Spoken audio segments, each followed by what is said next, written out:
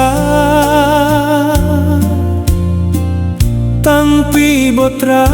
បុត្រីនៅតូចស្ពីបត្រីធ្ងន់ធ្ងរមិនដែលអាក់អន់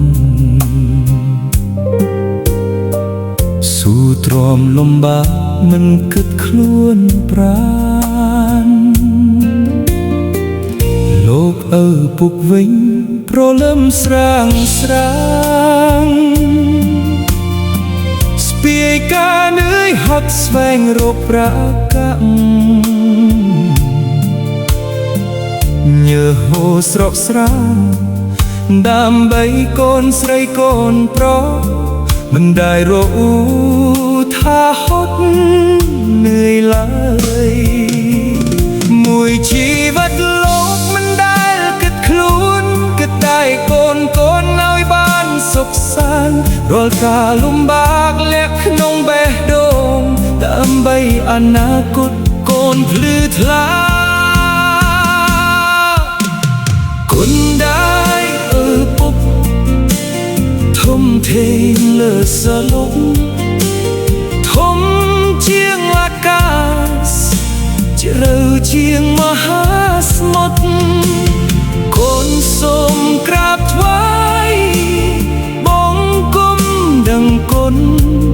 សូមឲ្យលោកទាំងទ្វេមានសុខគ្រប់ថ្ងៃបើអាចសងគុណបានមួយជីវិតកូននឹងខិតខំមិនឲ្យលោកខកចិត្តសូមព្រះប្រទាន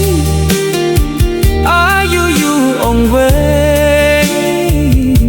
ឲ្យកូនបានថែលោកទាំងទ្វេវិញម្ដាយផ្ដល់ទឹកដោះផ្អែមឆ្ងាញ់ត្រជាក់ពុកជាខ្នងបងឯកាពីលោកទាំងទ្វេនឿយពេញមួយជីវិតដើម្បីឲ្យកូនមានថ្ងៃអនាគតថ្លៃ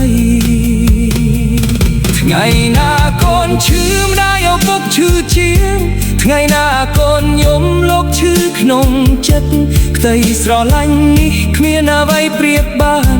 គ្មានព្រៀបណាមួយអាចសងគុណលោកបានគុណដែលឪពុកធំធេងលើសលប់ធំជាងអាកាសជ្រៅជាងមហាសមុទ្រកូនសូមក្រាបថ្វាយបង្គំដឹងគុណសូមជួបលោកទាំងទ្វេគ្រប់ជាតិអើយកូនសូមសន្យានឹងខំប្រឹងប្រែងរស់នៅឲ្យល្អឲ្យលោកមានម៉ូតូនឹង